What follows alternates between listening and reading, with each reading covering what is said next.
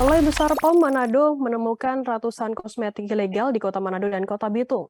Kosmetik ilegal itu ditemukan ketika BBPOM melakukannya investigasi penertiban pasar dan kosmetik ilegal sepanjang bulan Juli 2022. BBPOM menemukan 647 item produk kosmetik tanpa izin edar atau TIE, jumlahnya yakni 3.824 kemasan. Informasi lebih lengkapnya akan disampaikan oleh rekan jurnalis kami dari Tribun Manado. Ada Fernando Lumawa yang akan melaporkannya. Silakan rekan Fernando. Baik, terima kasih Firda. Kami laporkan dari Manado, Provinsi Sulawesi Utara. Balai Besar Pengawasan Obat dan Makanan atau BBPOM Manado yang membawa wilayah daratan utama Sulawesi Utara melaksanakan intensifikasi pengawasan kosmetik ilegal sepanjang bulan Juli kemarin, dan hasilnya Tribuners, BBPOM Sulawesi Utara itu mendapati ada 600 lebih sekian produk atau merek kosmetik ilegal. Nah, yang dimaksud dengan kosmetik ilegal ini termasuk kedua kategori, yaitu yang pertama sama sekali tidak memiliki izin edar.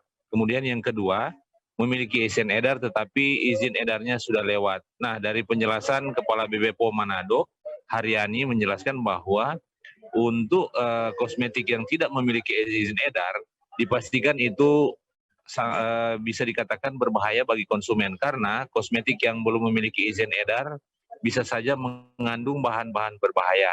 Kemudian selain tidak memiliki izin edar, ada juga kosmetik yang ditemukan sudah kedaluarsa. Meskipun masih memiliki izin edar, tetapi sudah kedaluarsa. Karena sudah lewat masa edarnya itu, maka dipastikan konsumen dilarang untuk menggunakan produk tersebut, karena bisa saja kandungan yang ada di dalam kosmetik-kosmetik itu berbahaya bagi kulit. Kemudian dijelaskan lagi bahwa temuan 600 lebih produk kosmetik ilegal ini berasal dari produk kosmetik lokal maupun impor. Dan itu ditemukan di kurang lebih ada 13 outlet maupun lapak-lapak pedagang yang ada di pasar-pasar tradisional yang ada di Kota Manado dan Bitung. Kemudian Tribuners, kami informasikan kepada Anda, belasan pedagang pemilik kosmetik-kosmetik ilegal ini tidak dipidanakan oleh BBPOM karena BBPOM mengemukakan pendekatan persuasif, di mana setelah BBPOM melakukan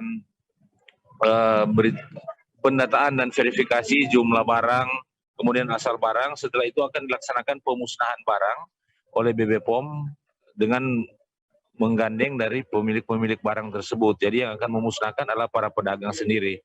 Meskipun demikian, jika di kemudian hari para pedagang tersebut kembali ditemukan menjual kosmetik ilegal, maka setelah itu BBPOM akan melakukan tindakan pidana. Demikian Firda, kami laporkan.